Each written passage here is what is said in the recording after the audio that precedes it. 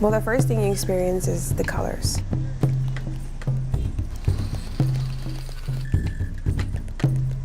The city, it's very bustling, it's very moving, it's very alive. Even in the midst of the poverty, there's still a beauty that is there.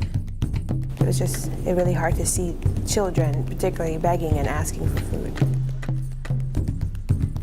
When I saw them for the first time, I said, now I know what it means to have a child cry.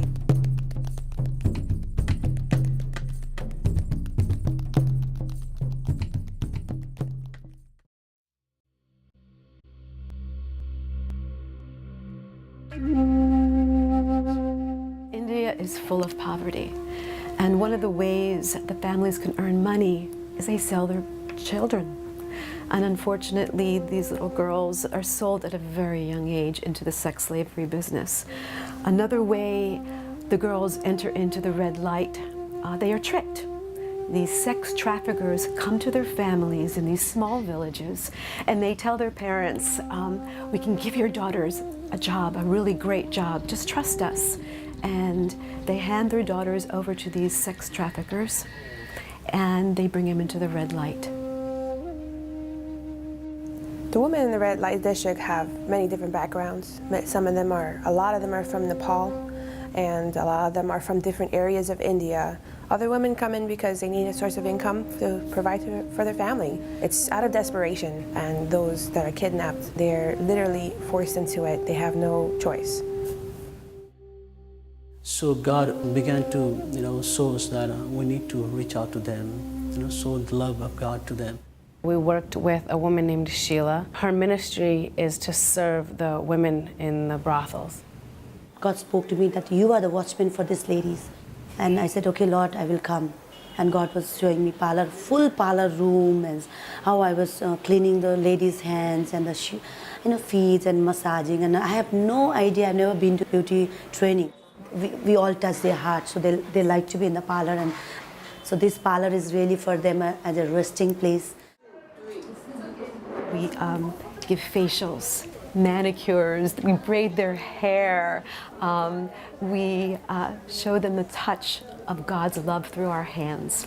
And we really see the girls change from when they walk into the door of the salon Asha, which means hope. It's God's hope. And they get to know us, and they feel a touch of God that is a safe touch.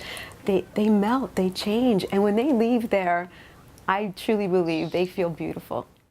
There was this woman who came into the salon. She told me her name was Suzetta. Sheila came to me as I was about to start her facial and whispered to me that she was very, very ill. And I believe she had AIDS. She said she doesn't have much time. And so that's why I felt compelled to pray over her immediately as I started working on her. She pointed to the picture of Jesus that was sitting on the counter, and she pointed to her heart. And so I asked her, do you want to receive Jesus in your heart? She nodded her head yes. And as she was sitting there listening to what Pastor Pradeep was telling her, she accepted Jesus into her heart, something that I will never forget. Even though she's physically dying, but spiritually, she's alive. We have a hope that through this parlor, there's many ladies going to come to the Lord. Not only the ladies, the hope is for the children's futures. Every Tuesday night, we tutor the children from the red light.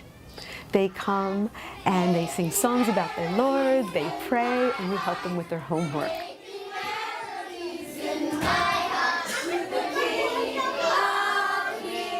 And people donated funds so we can buy backpacks and pencils and erasers and all school supplies.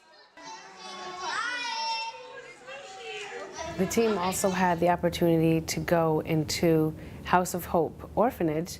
We taught them some songs in English, and they taught us some songs in their language. It felt like a family. It felt like a warm, loving place, even in an orphanage.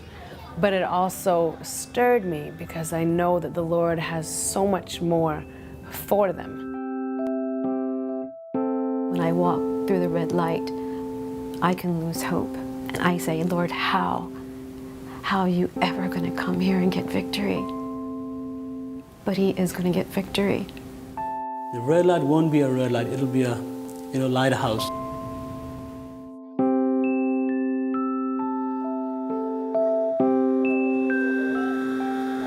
This is worth it all, this whole trip, just to see them like this.